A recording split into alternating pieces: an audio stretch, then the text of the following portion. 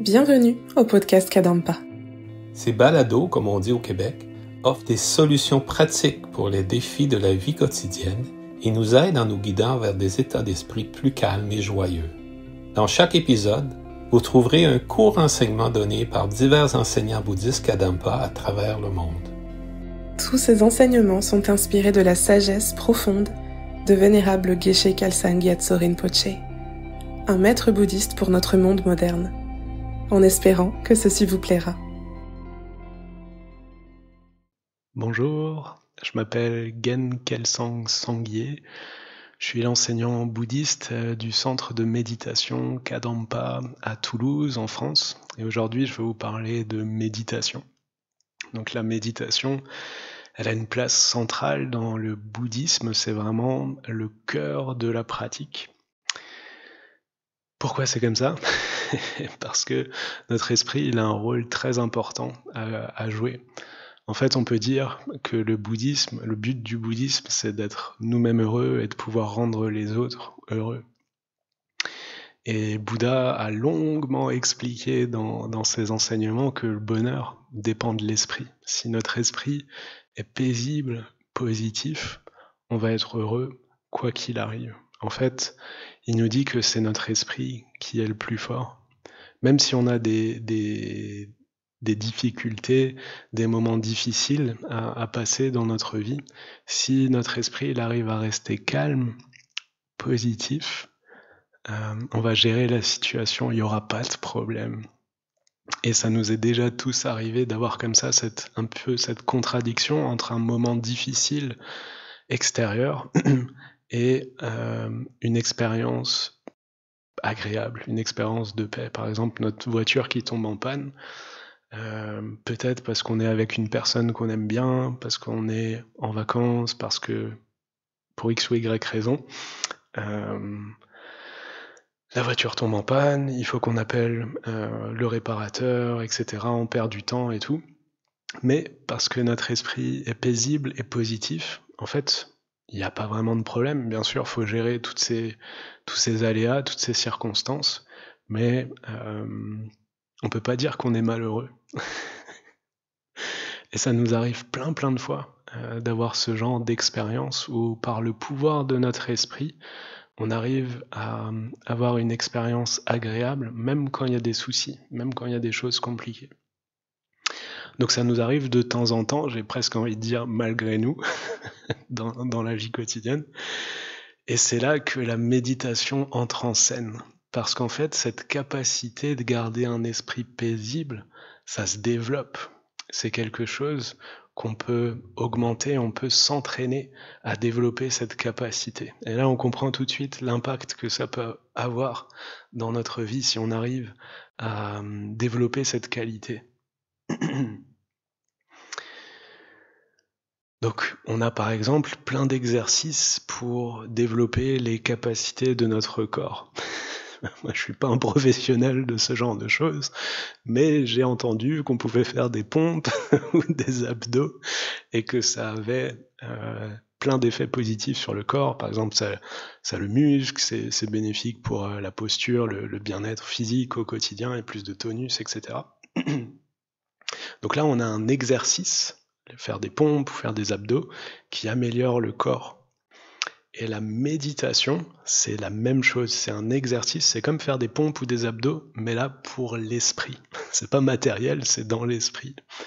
Donc l'esprit, c'est ce qui se passe à l'intérieur de nous-mêmes. Les bouddhistes, ils vont dire c'est la conscience mentale. Donc la méditation, elle se joue à cet endroit précis, dans la conscience mentale. C'est pas une activité physique, auditive ou quelque chose comme ça. C'est à l'intérieur, avec son esprit. Je précise ça parce que on pourrait se dire, moi, dans ma vie, ce qui m'apaise, c'est de marcher en nature. Dans la nature, quand j'ai une journée de repos, je pars et puis je marche quelques heures dans la nature et c'est ça qui me ressource, c'est ça qui me fait du bien. Ou alors le jardinage. faire du jardinage, ou alors le sport, le footing, me défouler, ou alors voir mes amis, etc. Puis on a déjà nos activités favorites qui nous ressourcent, et on se dit pourquoi est-ce que j'aurais besoin de la méditation? Donc de manière superficielle, j'ai envie de dire que elle est correcte, cette pensée. Et puis c'est vrai, je ne peux pas contredire le fait que sortir courir, se défouler, ça a un effet positif sur notre esprit. La plupart du temps, ça marche. La plupart du temps, ça nous permet de lâcher prise et peut-être de faire une petite coupure avec les problèmes ou les émotions négatives. Néanmoins, ça reste assez superficiel. Pourquoi? Parce que quand on court ou quand on jardine, on utilise notre corps, on utilise nos sens, on utilise des choses qui nous distraient d'être à l'intérieur. On ne peut pas être à l'intérieur tout en courant. Je veux dire 100% à l'intérieur tout en courant, c'est pas possible. Sinon on tombe. Pareil, pour jardiner, il faut être vraiment conscient de tout ce qui nous entoure, etc., faire plein de choses, réfléchir. On n'est pas 100% à l'intérieur. Et également, on dépend des autres, on dépend des circonstances par rapport à ces activités. Si la météo ne permet pas de sortir courir, du coup, on n'a pas accès à notre activité qui nous ressource. Si les circonstances nous empêchent de jardiner, etc., si on est blessé physiquement, si on est malade, on ne peut pas faire cette activité qui nous ressource. Donc, la méditation, elle est supérieure, c'est une activité supérieure par rapport à ces points parce qu'elle est indépendante. Peu importe la météo, peu importe l'état de notre corps, on a toujours accès à notre esprit. Même sur un lit d'hôpital, on peut méditer. Et c'est indépendant, c'est toujours accessible, on a tous un esprit, on peut toujours le faire. Et ça nous permet d'aller beaucoup plus loin que faire un footing ou de jardiner, ou de voir nos amis, parce que on est directement à l'intérieur, c'est notre propre esprit qui travaille sur l'esprit. On est tout seul à l'intérieur sans distraction, donc de ce point de vue-là, c'est l'outil le plus puissant. C'est juste un outil pour pour améliorer notre esprit, accéder à notre esprit et l'améliorer. Donc il y a deux grandes catégories, je dirais, de méditation possibles. Il y a les méditations qui nous apaisent et il y a les méditations qui nous transforment. Méditations qui apaisent et les méditations qui transforment. Donc les méditations pour apaiser, ça sert, comme son nom l'indique, à nous apaiser. Bon, c'est pas son vrai nom, hein, c'est moi qui appelle ça comme ça. Mais c'est des méditations qui nous permettent d'établir un espace à l'intérieur de nous-mêmes, d'avoir un esprit plus clair, plus positif, on peut dire même plus pur. Et ça fait beaucoup de bien. Donc la méditation la plus connue pour apaiser, c'est de méditer sur la respiration. Et je voudrais vous lire un petit passage d'un texte écrit par mon enseignant, Geshe Kelsang Gyatso. Donc le texte s'appelle « Comment transformer votre vie ?» que vous pouvez télécharger en ligne gratuitement ou dans l'édition papier, c'est page 300. Et on nous dit à propos de cette méditation sur le souffle, quand la turbulence des pensées distrayantes s'apaise et que notre esprit devient tranquille et immobile, un bonheur et un contentement profond se produisent naturellement de l'intérieur. Ce sentiment de contentement et de bien-être nous aide à faire face à l'agitation et aux difficultés de la vie quotidienne. Une grande partie du stress et des tensions éprouvées habituellement proviennent de notre esprit. Et bon nombre des problèmes que nous connaissons, y compris les problèmes de santé, sont causés ou aggravés par ce stress. En méditant, ne serait-ce que 10 ou 15 minutes par jour sur la respiration, nous serons en mesure de diminuer ce stress. Nous connaîtrons un esprit calme et spacieux, et beaucoup de nos problèmes habituels disparaîtront. Les situations difficiles seront plus faciles à gérer.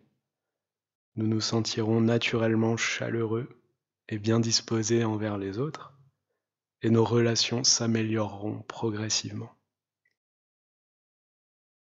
Des fois, Geshe Kelsang avait l'habitude de dire on peut signer un contrat satisfait ou remboursé si vous faites cet exercice de méditer sur la respiration pendant 3 semaines. Vous allez faire l'expérience de tous ces bienfaits incroyables. Donc méditer sur la respiration, ça veut dire quoi? Ça veut dire essayer de garder notre attention sur la sensation du souffle à l'entrée des narines. Vous voyez, quand vous respirez normalement par le nez, sans contrôler la respiration, on peut sentir une toute petite sensation tactile à l'entrée des narines. Donc l'idée là, c'est de garder notre esprit à cet endroit, sur cette sensation, en ignorant toutes nos pensées habituelles, en ignorant ce qui nous tracasse en ce moment, en ignorant C'est vraiment un moment où on lâche prise sur toute l'activité mentale. Habituellement, notre esprit il va dans tous les sens, il fait plein de trucs.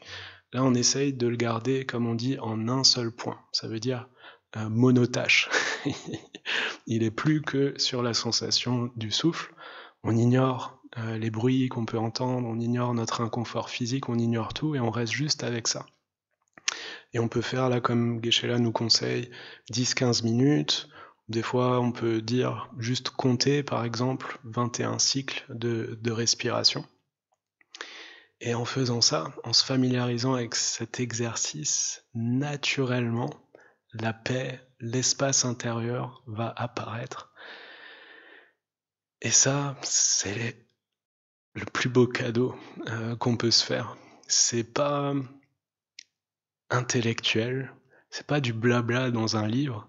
Là, c'est notre expérience dans notre cœur, dans notre esprit. Il y a de l'espace, il y a un refuge paisible à partir duquel on peut aborder la vie quotidienne. On a de l'espace intérieur pour prendre du recul, faire un pas en arrière, choisir ce qu'on veut ressentir, choisir comment on veut répondre, comment on veut se comporter.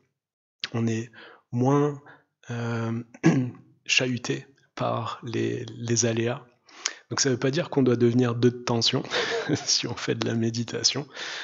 Comme je disais, c'est juste l'état de notre esprit, c'est la conscience mentale. On peut être très paisible et danser, chanter, avoir des activités dynamiques. Bien sûr, ça se voit pas en fait, c'est juste dans notre esprit. Un esprit paisible, ça veut dire être bien, avoir une expérience où on se sent confortable en fait. C'est le plus beau cadeau qu'on peut se faire, utiliser cette méditation sur la respiration un petit peu tous les jours. On utilise plein de méthodes pour améliorer notre corps. Comme je disais, on peut faire des pompes et des trucs comme ça. Combien de méthodes on utilise pour améliorer notre esprit chaque jour? Si on compare, là la balance elle penche vraiment du côté du corps. Si on pense à toute l'énergie qu'on met pour le reposer, le nourrir, etc. C'est énorme. Si on peut s'octroyer 10 minutes pour faire un peu la même chose avec notre esprit, ça va avoir un impact beaucoup plus grand que ce qu'on fait pour notre corps en termes d'améliorer notre qualité de vie. C'est incomparable. La méditation, c'est vraiment le cœur de la pratique et c'est ça, c'est l'outil qui va apporter le bonheur dans notre vie. Donc c'est juste un type de méditation. En réalité, c'est un type de méditation qu'on dit préparatoire, le fait d'apaiser notre esprit, par exemple en méditant sur le souffle. Après, je disais, il y a des méditations qui transforment. Là, je ne vais pas avoir l'occasion d'en parler dans ce podcast. Vous inquiétez pas, on se retrouve toutes les semaines parce que c'est très vaste. Et en fait, c'est ça qu'on développe le plus, les méditations sur transformer notre esprit. Bouddha a donné 84 000 enseignements. Donc c'est très très vaste. Et tous ces enseignements, ils parlent de l'esprit, comment identifier, réduire, éliminer les mauvaises habitudes mentales et tout ce qui nous fait souffrir. Et comment, au contraire, développer les bonnes habitudes mentales, la vertu, les points de vue constructifs, toute la richesse intérieure. Donc c'est juste un outil pour réveiller ce qu'il y a déjà en nous. On a déjà le potentiel. Dans le bouddhisme, on dit on a la nature de Bouddha. Ça veut dire on a tous en nous le potentiel pour ce bonheur pur et durable. Et la méditation qui transforme, elle sert juste à venir réveiller ce potentiel. Donc un programme incroyable qu'on trouve dans ces enseignements bouddhistes, faire grandir notre richesse intérieure et trouver de plus en plus de bonheur au quotidien grâce à la méditation. Donc vous êtes tous invités. Merci beaucoup pour votre écoute et à la semaine prochaine. Si vous vous sentez inspiré par ce podcast, suivez le lien dans la description de l'épisode et plongez plus profondément dans la sagesse intemporelle du bouddhisme moderne Kadampa. Nous avons hâte de vous retrouver dans le prochain épisode des Balados Kadampa.